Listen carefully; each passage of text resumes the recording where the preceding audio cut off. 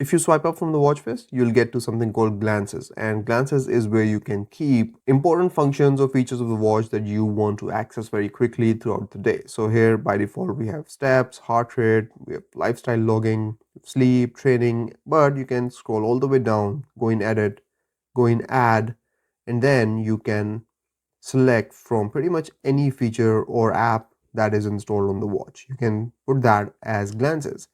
And if you've seen this, right at the top, there's an option to create a folder. So if you create a folder, you can have multiple things in that folder. So let's say we'll add these three things, go all the way down, press done.